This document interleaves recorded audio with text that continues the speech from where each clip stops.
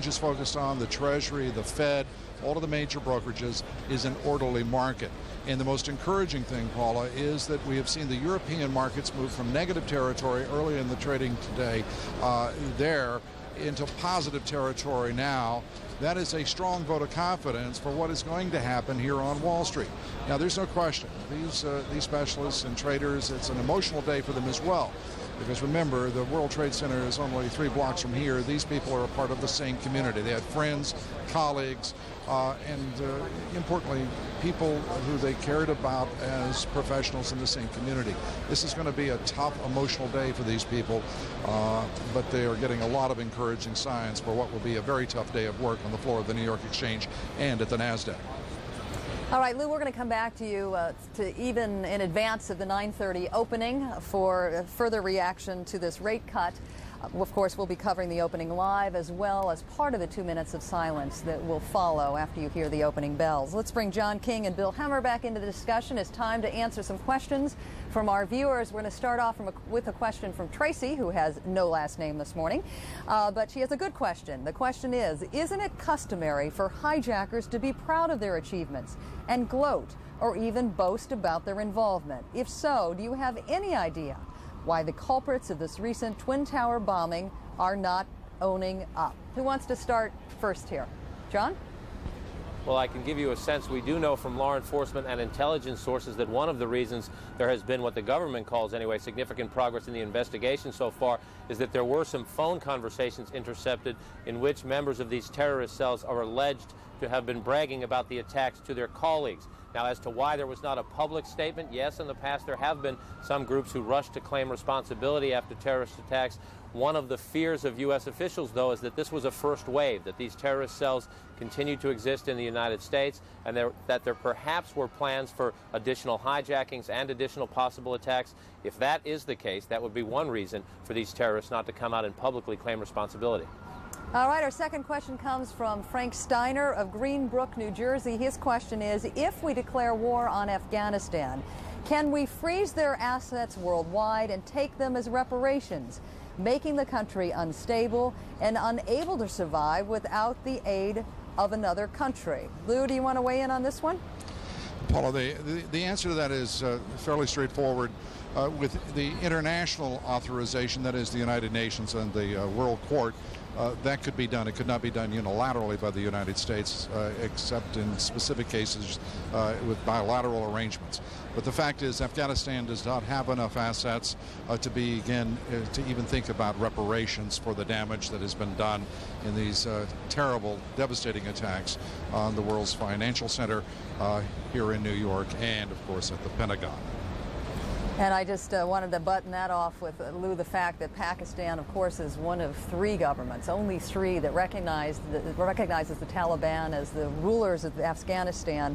And one little note I have here says that, in fact, it's the primary financial backer. Let's move on to our next question from Rowie B. from Guam. The question is, the U.S. has taken the position of declaration of war to terrorism. Does President Bush need the permission of the United Nations? Bill? Yeah, Paula, I think that question is probably more properly addressed in Washington, but with regard to the UN, I think at any point that anyone wants to take military action, it is always best, as we have seen through the White House in the past 2 days, trying to establish this international coalition.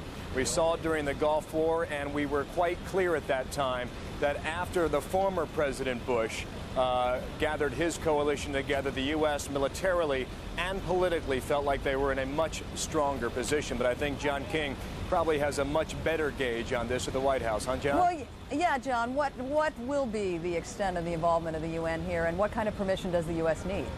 Well, the Security Council did pass a resolution condemning these attacks. The administration was gratified with that, but this administration would say that it does not need the permission and will not wait for the permission of the United Nations. And 2 examples would be, number 1, the Persian Gulf War, where President Bush was criticized by some for using violence, if you will, in the words of some at the United Nations, to go after the government of Iraqi President Saddam Hussein. There has been a continuing debate in the 10 years since over the continuing use of U.S. and British warplanes to patrol those no-fly zones. And there was criticism as well in much more recent history when President Clinton organized the NATO allies and others to go into Kosovo with military action. Many in the United Nations criticized that as well. So this administration would welcome any international statements of support.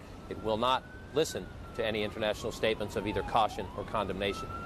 John, I got another question for you from our next viewer, Jane Baljaldziev from Skopje, or Skopje, as those folks who live there call it.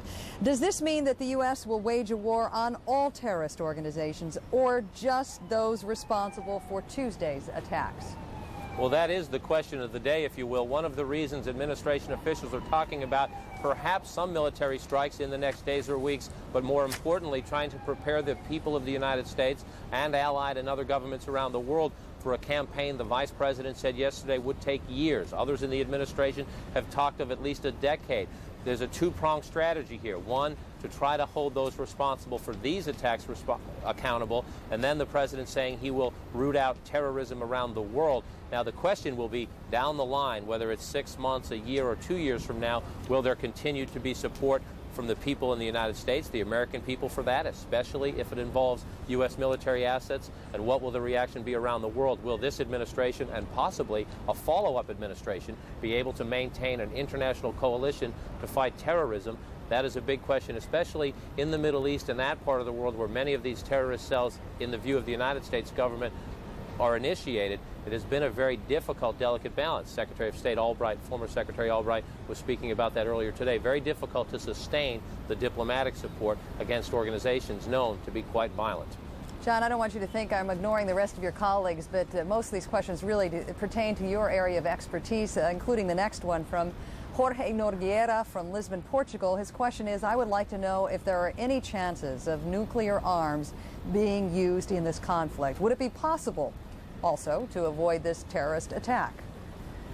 John? Well, as a journalist, the administration and previous administrations have certainly raised the concerns of nuclear materials making their way out of the former Soviet Union, for example. No evidence at all that any of these organizations have a working nuclear weapon. And as a human being, God, let's hope not. But certainly that has been one of the concerns of the administration's argument for a missile defense system, that in time perhaps a rogue nation or a rogue group could get a handle on a nuclear weapon. But we have heard no such talks. There have been concerns raised about chemical and biological weapons, which are, of course, much easier to transport across international lines and across borders and the like. That has been a much more of a paramount concern, chemical, biological weapons, than any nuclear aspect of this. Bill, just a quick question from me, just to reset the scene there as more and more workers start to converge on this area outside of the New York Stock Exchange building. Yeah, Paula, you know, one thing that strikes me just standing here watching the workers file away, we just saw about a dozen National Guard troops walk past us here. There's an armored personnel carrier stopped at the intersection down here. And I think, you know, as we look at this almost a week into this terrible tragedy that we're seeing, I think for a lot of people, it's still settling in. And the fact that we're standing here on Broad Street, right near the stock exchange, waiting for the open to come down here, and seeing these troops and police, etc., and the security detail, it really makes you stop and think and really try to settle in the reality that we're witnessing so far at this point into this terrible tragedy. And I'm going to go back to Lou Dobbs now as we move up on just about 35 minutes before the New York Stock Exchange opens this morning. Lou, I know you talked a little bit about the concern over systems that are in place. We know that a lot of buildings, even around the perimeter area where you stand right now, don't even have electricity. Con Edison laying 20,000 miles of lines yesterday to try to restore electricity. But Lou, are you still with? Yeah, there you are. But you touched on this a little bit earlier on with Mr. Grasso, the sense of personal loss down there, because many of the folks who are on the floor today lost friends and family members, didn't they? Absolutely. And as you know, Paula, this is a very tight-knit community here on the floor of the New York Exchange. These men, mostly men, some women, grabbing each other and just giving each other very emotional hugs, wishing each other well on what they know is a historic day. And it's a day that Many of these people would just as soon be home grieving for those that have been lost in the financial community, whether they be family members, friends, or simply professional colleagues who simply won't be going back to work after last Tuesday's devastating attack. It's a remarkable display of emotion as these people get ready to open the world's largest equities market in just about 36 minutes from now. And it will be quite a remarkable sight given all that has had to be accomplished in order to get these markets back up and running. Back to you, Paula. Yeah, Lou, so how many red, white, and blue ribbons are you seeing pinned to lapels? How many flags are people holding? Well, they're all over the exchange. The posts have flags affixed to them. I've seen a number of guys, big, burly, tough guys, holding back tears, sticking their flags in the posts, wearing them on the shoulders of their brokerage jackets. There is an amazing display of both the emotion and the loss and the pain that has been suffered here, and a great deal of pride in what this country is about to set out to do. All right, Lou, we'll be with you when the markets open in just about 32 minutes from now. We have talked a lot this morning about the amazing display of patriotism in this country. I wanted to show you or share with you a story from an American Airlines pilot. His name is Rich Williams. He flies out of Dulles Airport, and he has said to show confidence in the aviation system, he will fly around the country with an American flag flying from the cockpit window. Wanted to just quickly share a couple observations with you from my trip down to Ground Zero yesterday. I got into an area that no journalist has had access to so far. I wasn't allowed to video anything, but what I saw there as well was that I can't say every, but all of the major vehicles that are doing digging and hauling out of debris from the area also had flags attached to their antennas. I saw a lot of homemade kids' pictures of flags that are actually taped to the grills of trucks, and a little bit later on this morning I'm going to show you some of those pictures. We're going to take a short break here. Our coverage will continue on the other side.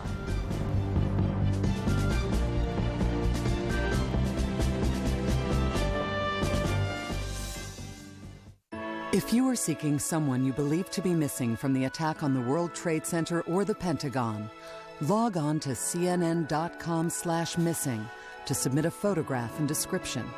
Please include your contact information. Bringing you the latest reports as events unfold in America's new war. Stay with CNN.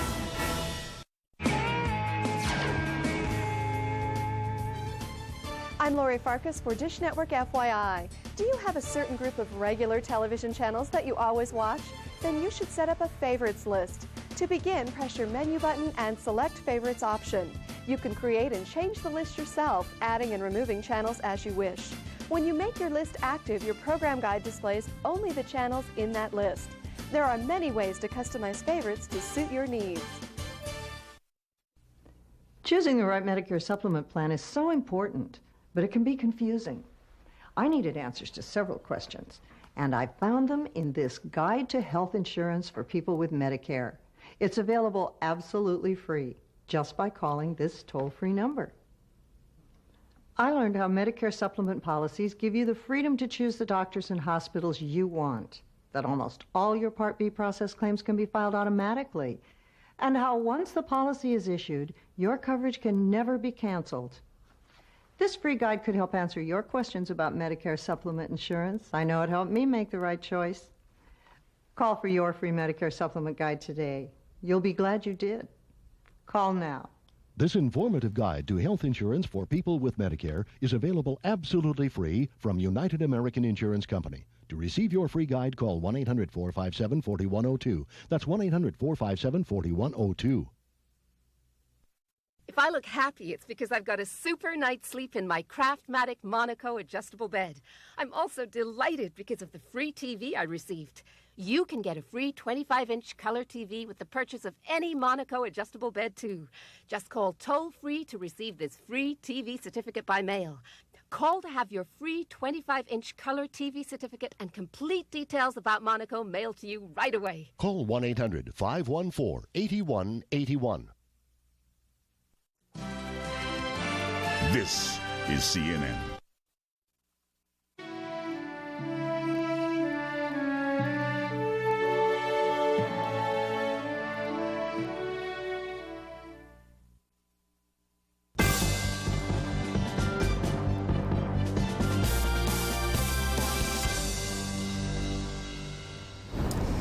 Mid-morning, welcome back. A new dawn, a new beginning for Wall Street. In 30 minutes, the New York Stock Exchange opens. 75,000 New Yorkers trying to get to their jobs this morning. It is not an easy task. In many cases, they've got to be subjected to 5